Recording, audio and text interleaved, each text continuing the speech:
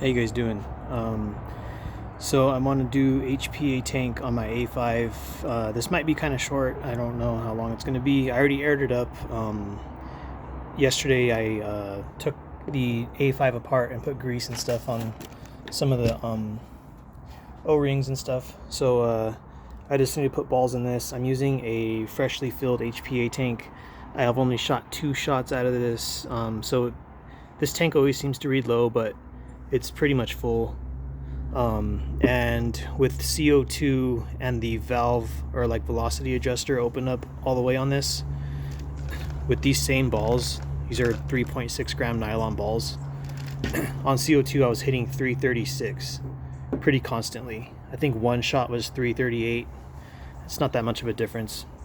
So pretty much like 18.5 joules or like 18.7 or something like that. So yeah, I'm gonna get on with this, so I'll be right back. And I also wanted to point out I'm still using the TCR barrel, the Byrna TCR barrel, and the little shorty barrel, the stock ones right there. I may shoot the CO2 after. This tank, when I weighed it, it weighed like 970 grams. When it's empty, it weighs 830 grams. So there's about 140 grams of CO2 in there. But yeah, I'll decide in a minute or something.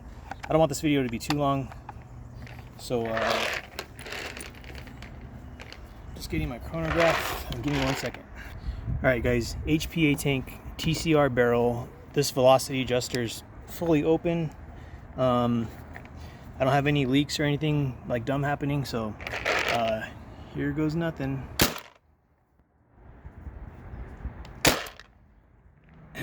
326, 316, 320, 318, 324, 312,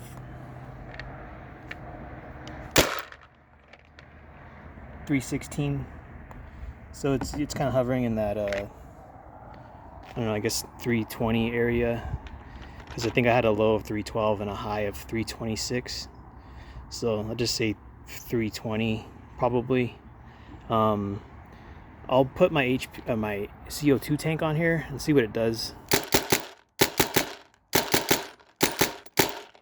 So yeah, I'll put this guy on there right now. I'm not sure how it's going to perform because it only has about 1/5 of the capacity.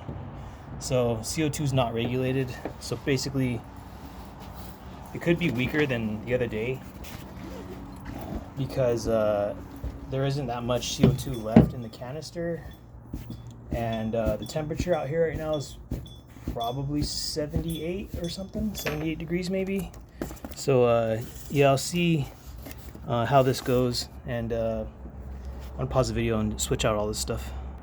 All right, you guys, there's the HPA tank I was just using. The output's like 800 psi on this bottle in particular. I have a Tippmann 13 CI tank. I think the output is 850, but since it's so small, I don't really get that many shots out of it.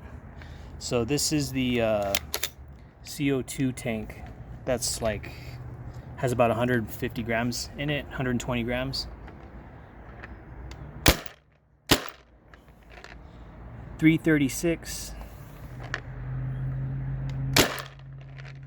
338,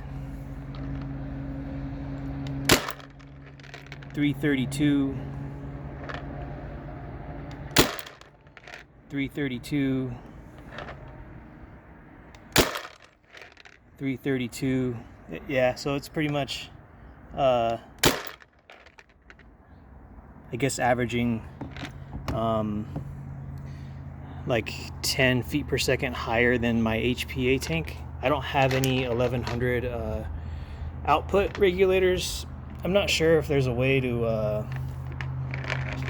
take those things apart, because I'm new to like using HPA. I was old school, always using CO2. I didn't really get back into like buying tanks and stuff until very recently, because yeah, I stopped playing paintball around 2009 or 2008, and everyone was still using CO2, pretty much. So when I got back into, like, not really back into paintball, but into like doing less lethal videos and stuff, and seeing all the cool information out there, this past pretty much since the end of 2023, I really like looked at a lot more of this stuff. Probably like in April of this year or May of this year, I bought that tank, and high pressure air was super new to me. Like, I don't know, I didn't know at the time, like, what does it mean 48 CI and 3000 PSI? Like, I kind of figured out what 3000 PSI was, but I didn't really know what 48 CI meant.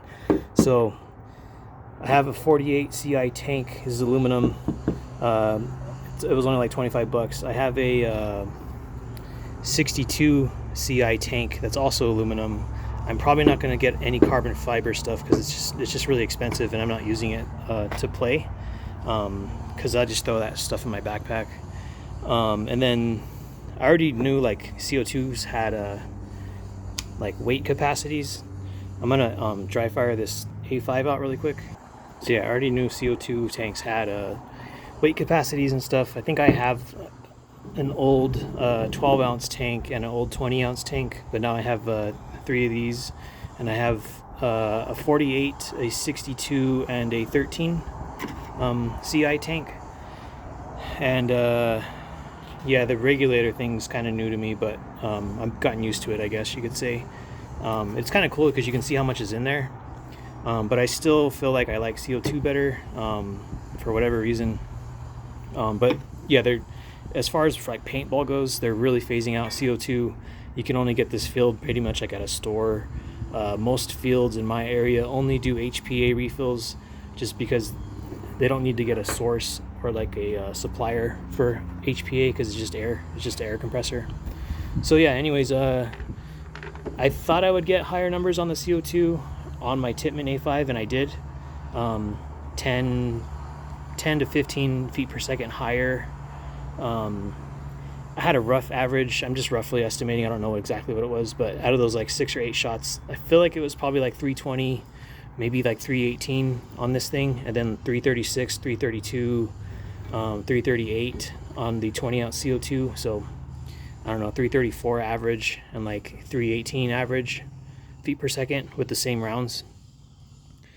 So yeah, that's the video I made. And yeah, I don't know, I think I can like mess around with these burst discs, but I don't know what I'm doing, so I don't want to, like, obviously the pressure would have to be down all the way, or like no pressure in this to do anything to this, because if you start messing with it, all that air is going to leak out. You're just going to break something or like blow your eye out or something. So yeah, I'm not going to do anything with that because I don't know what I'm doing. So yeah, that's it for this one, and see you next time.